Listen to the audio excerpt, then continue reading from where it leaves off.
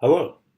This is a brief tutorial outlining how to use the Materials Innovation and Learning Laboratories Leica Optical Microscope to find the width of a hair using the basic measurement feature on the microscope.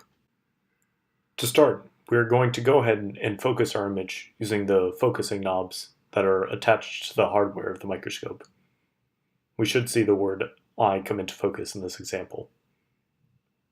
Next, we'll navigate over to the Explore button on the left-hand side and navigate to the 4775 hair file. Here, I recommend that you go ahead and create a new folder with your name on it. Don't make it in the same subdirectory.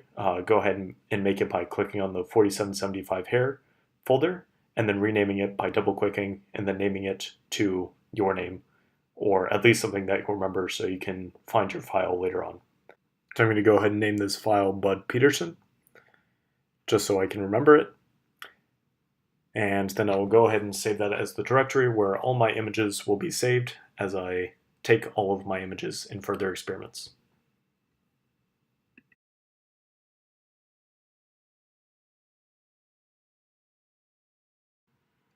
Next, I'm going to go ahead and navigate over to the Image tab and make sure that the auto exposure is enabled.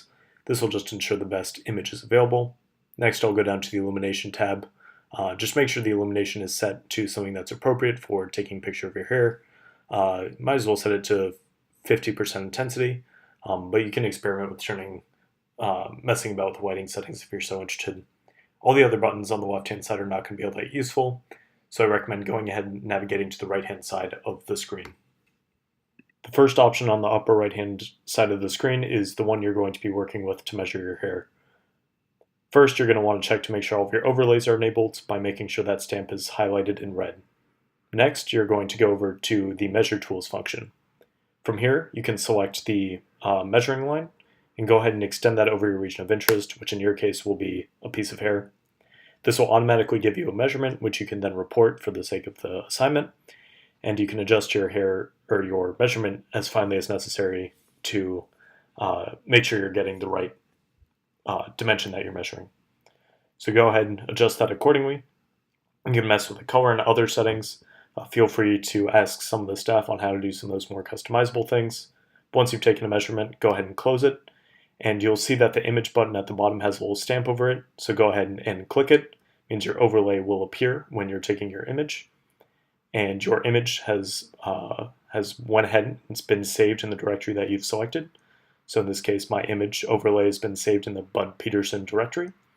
And so that means now I can go ahead and navigate to that file inside the directory of this PC and go ahead and pull my file at a later time whenever I'm ready to take it and submit it for the sake of the assignment.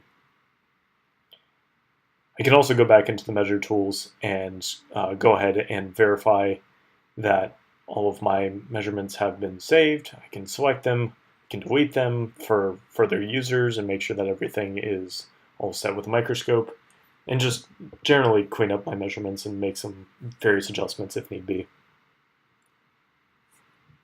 If you're unable to see your hair effectively at your current magnification, please refer to this diagram on how to increase the magnification of the microscope using that red dial up top, and spinning it counterclockwise to increase the magnification, and then in turn focusing your image using the coarse and fine focusing knobs.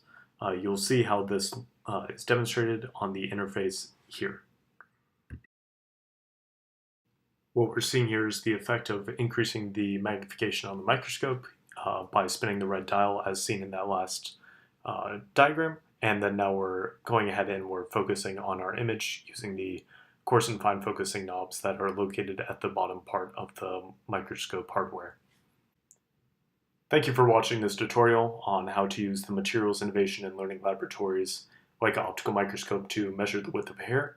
If you have any questions about how to do something more convoluted or interesting with the microscope with respect to your experiment, feel free to ask one of our staff or reference our SOP. It should be printed and placed near the microscope during this time, but that SOP can also be found at mil.mse.gottech.edu under our characterization page. So feel free to use any of those references if you want to do something more interesting, either with a microscope now or with the future in some sort of project. All right, thank you so much.